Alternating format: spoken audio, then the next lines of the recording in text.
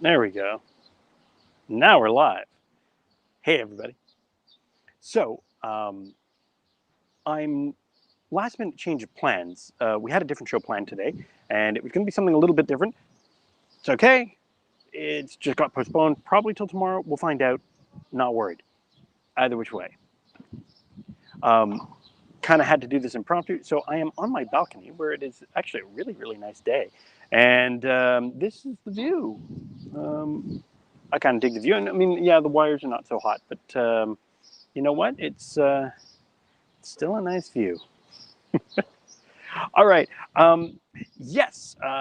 Again, last minute changes. So if my energy is a little off today, we do what we must, right? Okay. So thanks for tuning in. This is live at 6:45. My name is Richard Strother, and I'm a technology coach. So I'm very much about mindset, technology, the balance of technology in our lives, and how we relate to technology. And this is the scene. This is me. And today we're going to be talking about ebb and flow. Well, let's get into this. Since 2020 was what it was, and still sort of aftermath is what it is, something that's been very popular is video chat and Zoom and all of these online meeting tools, whether it's Google Meet or whether it's Zoom or whether it's any one of the myriad, and there are a ton of these different video platforms to chat, and they're great. But there's something really important that affects all of them, and this is something that let's get into today. So data flows actually remarkably like real traffic does. And the cool part about that is that it makes it really, really easy to visualize. So if you figure a highway, and we're going to go nice and big, we're going to go like an 8-lane highway here, right? Now, an 8-lane highway can pass a lot of traffic. That means that data's flowing really, really well. But as we all know, all it takes is you take out one lane, and oh boy, does that traffic slow down. If it's a light load, not so much, but at peak times, because there are peak times for data just like there is for traffic, the difference is the data traffic tends to be a little more it tends to be a little bit earlier in the morning before the actual rush hour, and definitely before rush hour or just around rush hour in the late afternoon, because that's when everybody's trying to get their video calls in, their last video calls of the day, and then hugely at night, because that's when everybody's jumping in and streaming their favorite movies or TV shows or YouTube, or watching stuff on social media, and video takes the bulk of bandwidth. So the lanes of traffic, the width of the traffic, when it's networking, we call this bandwidth, and it's literally the width of the highway, right? How much data, how much traffic can we run through here? So again, what happens when something happens and we take out one lane? Well, traffic slows down, especially if it's heavy. And you notice what happens. It's not just in that one area that it gets slower. It starts to back up, right? The traffic gets slower. And the longer this goes on, the more the traffic slows down all the way back. And what happens then is you start to see your video glitch or skip. You start, it's like it's a drive-through window at McDonald's, with the cheap mic, they come through the window, order plate. We don't want that. When you're watching something like on Netflix or something like that, you'll notice that the video kind of stops, and it starts for a bit, and it stops, and it starts for a bit, because the traffic is just kind of getting there as it goes. So something that's kind of neat to know is the traffic, especially where data is concerned, can only go as fast as the smallest bottleneck. Where the traffic gets pinned in, all the traffic, your network connection can never be faster than your smallest bottleneck. So it backs everything up. But unlike traffic, which is a little more chaotic, the entire stream, they're smart enough, the computer is smart enough to regulate everything along the chain to the smallest point. So what happens is you wind up getting these, okay, well, if the lane is closed in one section, we're going to close it all the way up.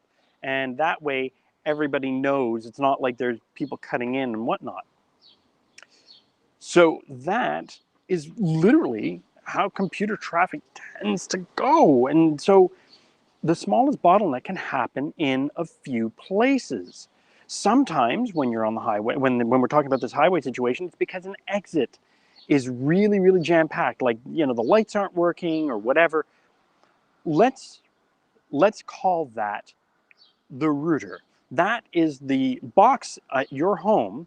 Now, it could be the same box that gives you internet, or it could be another one connected to it. And there are many manufacturers, but that's the one that gives Wi-Fi. So you're getting off the highway and going to local routes. The local routes are inside your home.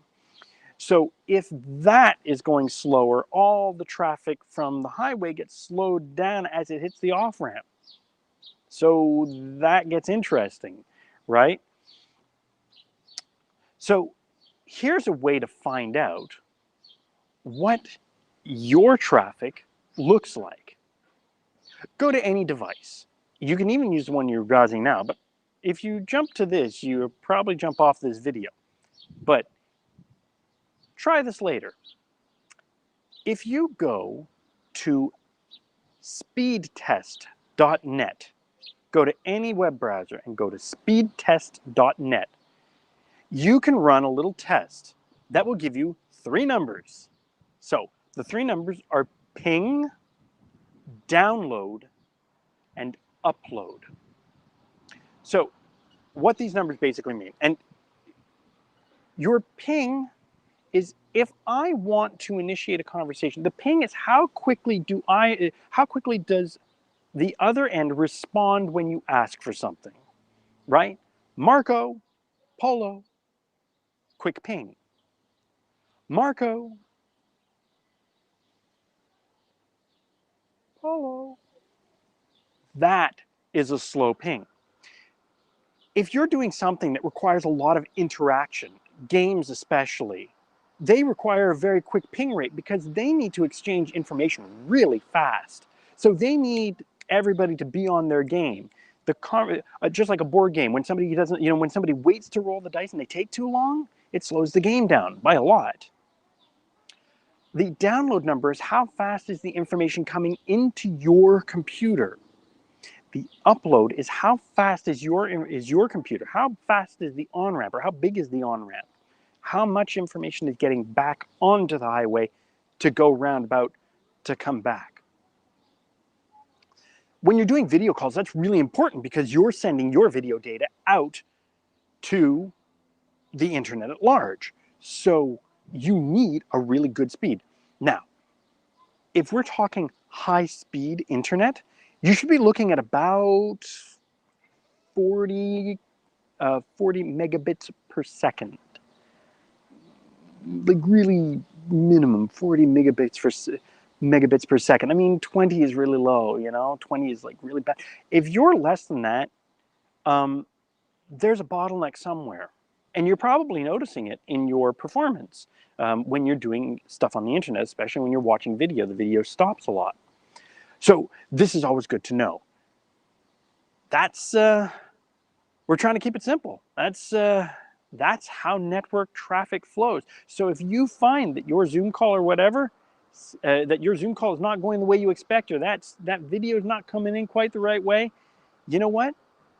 Go ahead, speed test, all one word, speedtest.net, and try that little test and see what's going on there. It'll actually help a lot.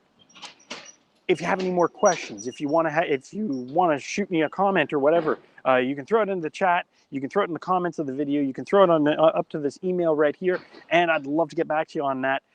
That's a question I got today actually, and it's fantastic. I love these kinds of questions. So thanks for tuning in.